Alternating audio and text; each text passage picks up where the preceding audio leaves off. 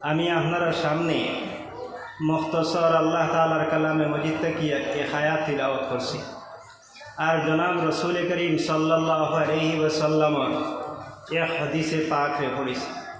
আল্লাহ তাআলা তৌফিক দান করলে আমি আপনার সামনে 4-5 মিনিট সময়ে এই বিষয় নিয়ে সামান্য আলোচনা করব। আমার ভাই হল আর বুজুর্গ হল, আমি যে আয়াতে করিমা তিলাওয়াত করছি এই আয়াতে করিমার মাঝে আল্লাহ তাআলা ইরশাদ কররা আল্লাযী খালাকা ফাসাওয়া, আল্লাহ তাআলা সৃষ্টি জগৎরে ভারসাম্য হিসাবে সৃষ্টি করছে। মানুষ যদি এই সৃষ্টি জগতের মাঝে চলাফেরা, তার কর্ম, তার জীবনের আপনার প্রতিটা পদে পদে যদি চলে আর চলতে গিয়া যদি ভারসাম্য রক্ষা করে, তাহলে আল্লাহ পাক পরওয়ারদিগারে আলমে এই জমিন দিয়ে এই সৃষ্টি জগৎরে ওলা সৃষ্টি করছে, এ কোনো দিন অভাব বোধ করত না। আমার ভাই হল আর বুজুর্গ হল, কাজেই এই এতেদালীয় ভারসাম্য রক্ষা করিয়া চলা যেটা, এটা জীবনের মাঝে সবথেকে কঠিন বিষয়। আমরার জীবনের লেনদেনের ক্ষেত্রে ভারসাম্য রক্ষা করা, মাত কথা করার ক্ষেত্রে ভারসাম্য রক্ষা করা, লেখালেখির ক্ষেত্রে ভারসাম্য রক্ষা করা, ওয়াজ নসিহতের মাঝে ভারসাম্য রক্ষা করি ওয়াজ নসিহত করা, এটা কিন্তু কোনো কোনো মানুষে এক ক্ষেত্রে করে অন্য ক্ষেত্রে ভারসাম্য রক্ষা করতে পারে না। কিন্তু আল্লাহ পাক পরওয়ারদিগারে আলমে উম্মত মানব জাতিরে জানাইয়া দিতে আল্লাহ তাআলা এই জমিন দিয়ে এই বিশ্বরে সৃষ্টি করছে ভারসাম্য রক্ষা করিয়া। কোনোটার মধ্যে আল্লাহ পাক পরওয়ারদিগারে অহেতুক গুরুত্ব প্রদান করছেন না। আল্লাহ তাআলা যেটা গুরুত্বপূর্ণ এটারে গুরুত্ব প্রদান করছে, যেটা গুরুত্বহীন এটারে ছাড়িয়া গেছে। আমার ভাই হল আর বুজুর্গ হল, কোরআনে করিমর এক আয়াতের মাঝে আল্লাহ পাক পরওয়ারদিগারে আলমে ছোটো ছোটো জীবজন্তুর কথা, ছোটো ছোটো আপনার পক্ষীর কথা আলোচনা করছে।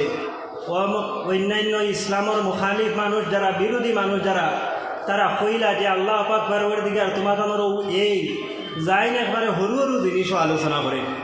আমার ভাই হল আর বুজুর্গ হল, আল্লাহ পাক পরওয়ারদিগারে আলমে কোরআনে করিমের এই আয়াতর পরে গিয়ে ফরমাইছেন, হ্যাঁ আল্লাহ পাক পরওয়ারদিগারে আলমে যে সমস্ত জিনিসের প্রয়োজন আছে সেই সমস্ত জিনিসই আল্লাহ তাআলা আলোচনা করে। আমি আপনার খিদমত নবী করিম সাল্লাল্লাহু আলাইহি ওয়াসাল্লামের হাদিস পড়িছে, যে হাদিসে পাকর মাঝে আল্লাহর রসুলে ফরমাইতরা আর দিন ওয়ান নসিহা, তুমি তাই জানিয়া রাখিও দিন যেটা এটা হইল নসিহত। নসিহত শব্দর অর্থ অন্যর উপকার করা, অন্যরে উপদেশ প্রদান করা, অন্যর বালা করা। সাহাবায়ে কেরামে জিজ্ঞাসা করছেন, ইয়া রাসূলুল্লাহ খার লাগিয়া? আল্লাহর রসুলে ফরমাইছেন আল্লাহ তাআলার ক্ষেত্রে মানুষে বালা করা, রসুলের ক্ষেত্রে বালা করা, আইম্মা হলর ক্ষেত্রে বালা করা, সাধারণ মানুষের ক্ষেত্রেও বালা করা। আমার ভাই হল আর বুজুর্গ হল, আমি মূল যে বিষয়ে আপনার সামনে উত্থাপন করতাম সাইয়ার, এই বিষয়টা হইল এই যে নসিহত, দিনের যে নসিহত করা যেটা, এটা হইল গিয়া সাই সুন্নতুল আম্বিয়া ওয়াল মুরসালিন, নবী এবং রসুল হলের সুন্নত।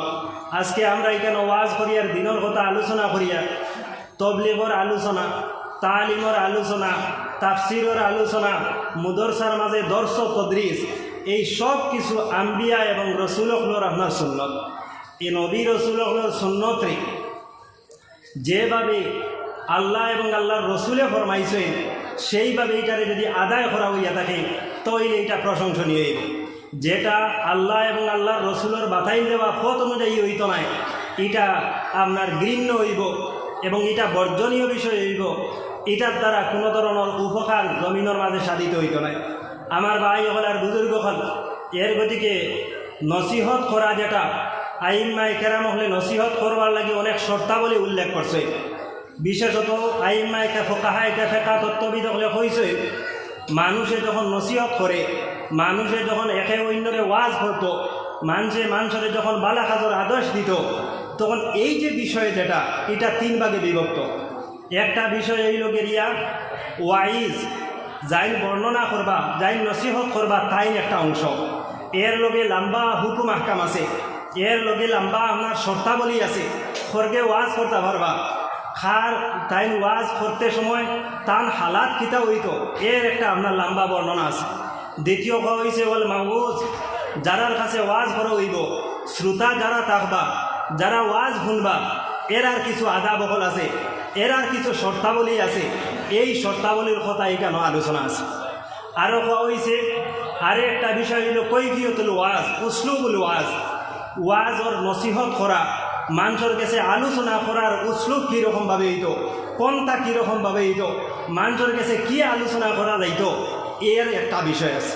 আমার ভাই হল আর বুজুর্গ হল নবী করিম সাল্লাল্লাহু আলাইহি ওয়াসাল্লাম রে একবার সাহাবায়ে কেরাম হলে জিজ্ঞাসা করলো এক সাহাবিয়ে, ইয়া রাসূলুল্লাহ আইয়ুল আমালি আফজালু, আয় আল্লাহর রসুল সারাতটা কি বালা আমল কোনটা? আল্লাহর রসুল সাল্লাল্লাহু আলাইহি ওয়াসাল্লামায় ফরমাইলা আর সলাতু ফি ওয়াক্তিহা, সময় মতো নমাজ পড়িলা ওখান হইল বালা। আরো সাহাবি আরো একদিন জিজ্ঞাসা করলা, ইয়া রাসূলুল্লাহ আইয়ুল আমালি আফজালু, সকল তো কি সর্বোত্তম আমল কোনটা? আল্লাহর রসুলে ফরমাইলা আল জিহাদু ফি সাবিলিল্লাহ, আল্লাহর রাস্তার মাঝে জিহাদ করা। আরো একদিন আরো সাহাবি আল্লাহর রসুলে জিজ্ঞাইলা আইয়ুল আমালি আফজালু, আয় আল্লাহর রসুল সারাতটা কি বালা আমল কোনটা? আল্লাহর রসুলে ফরমাইলা বিররুল ওয়ালিদাইন, মা বাবার প্রতি আপনার নেক সুলুক করা, মা বাবার প্রতি সম্মান প্রদর্শন দেখা, মা বাবারে কষ্ট প্রদান না করা না। মুহাদ্দিসিনে কেরাম হলে লম্বা আলোচনা করছে।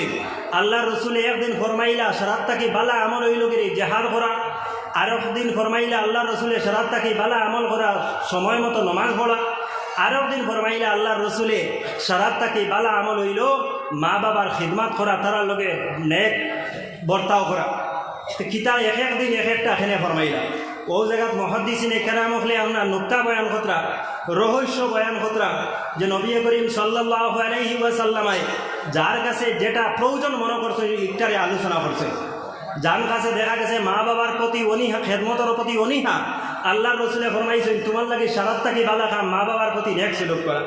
যার কাছে দেখা গেছে অবহেলা রইয়া গেছে জিহাদের ক্ষেত্রে, তার ক্ষেত্রে আল্লাহর রসুলে ফরমাইছেন সর্বোত্তম আমল জিহাদ করা। যার কাছে দেখা গেছে সময় মতো নমাজ পড়ার ক্ষেত্রে অনীহা, তার ক্ষেত্রে আল্লাহর রসুলে ফরমাইছেন সর্বোত্তম আমল হইল সময় মতো নমাজ পড়ে যাওয়া। অতএব এই জায়গাটা কি বোঝা গেল আপনার যখন যেটার প্রয়োজন হইয়া থাকে সেই অনুযায়ী আপনার মানুষের ওয়াজ করতে লাগে।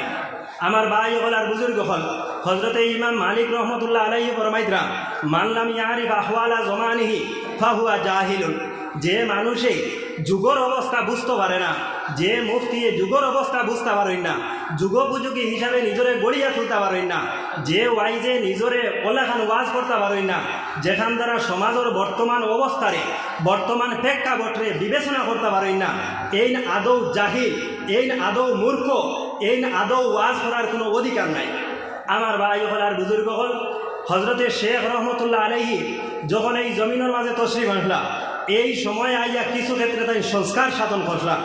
এই সংস্কারগুলোর ক্ষেত্রে আসলে আমরা মসজিদের পড়ার সংস্কার করলাম।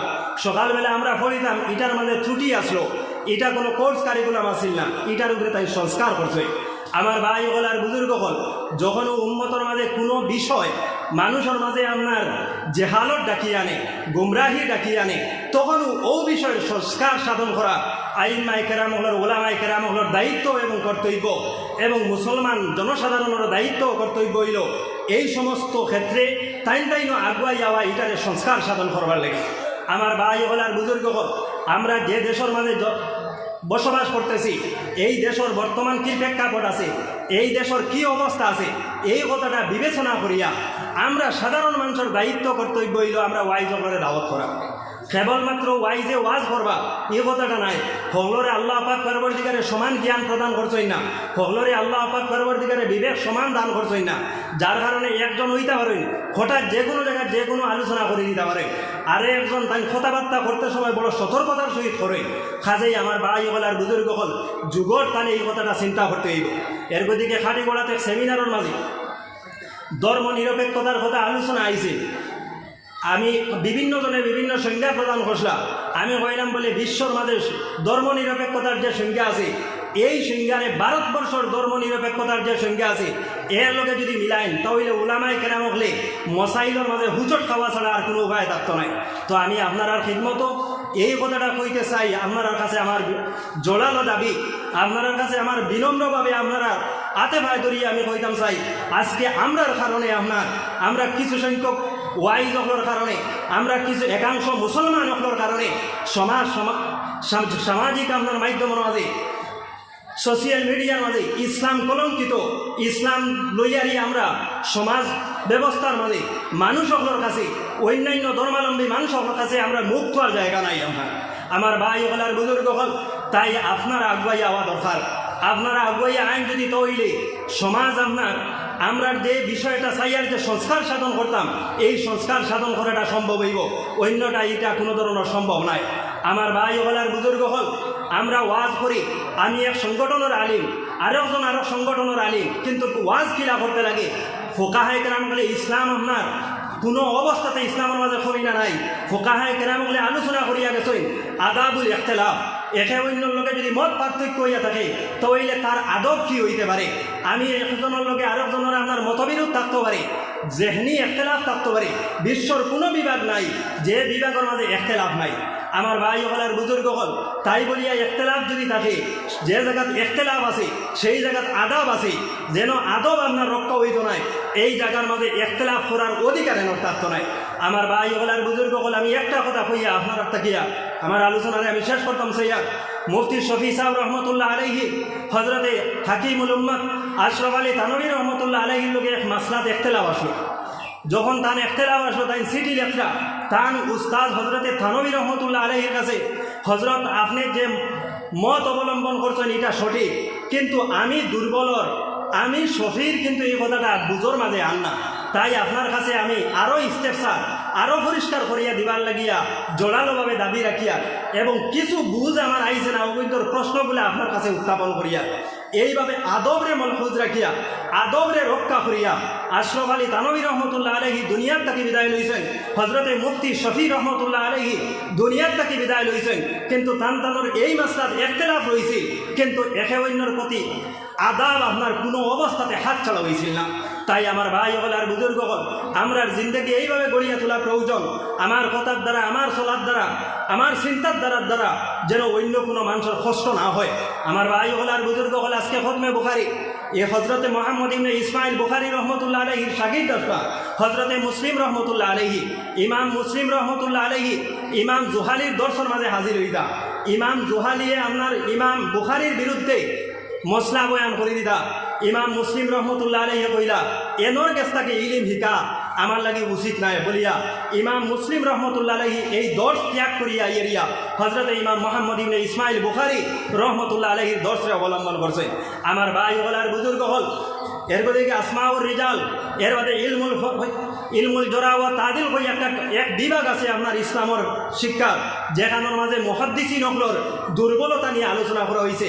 কিন্তু ইসলামের ইতিহাসও কোনো মানুষে এই কথাটা দেখাইয়া দিতে পারত নাই কোনো মুহাদ্দিস সম্বন্ধে এই ধরনের কটুবাক্য অবলম্বন করছে যেটার দ্বারা তার ব্যক্তিগত জীবনের উপরে আক্রমণ হইয়া থাকে আমার ভাই হল আর বুজুর্গ হল আমি মুখতসর আলোচনা করলাম আপনারা আমার এই আলোচনাটা আপনারা গ্রামে গঞ্জে যখন ওয়াজ নসিহতর ক্ষেত্রে আপনারা চিন্তা ধারণা করবা আমার এই কথাগুলারে গুরুত্ব দিবা বলিয়া আমি আশা রাখি আমি সময় মতো আইতাম পারছি না জ্বর আসলো এর দিকে আমি মাজুরি চাই আমি আমার তকরির শেষ করলাম ওয়া আখিরু দাওয়ানা আলহামদুলিল্লাহ।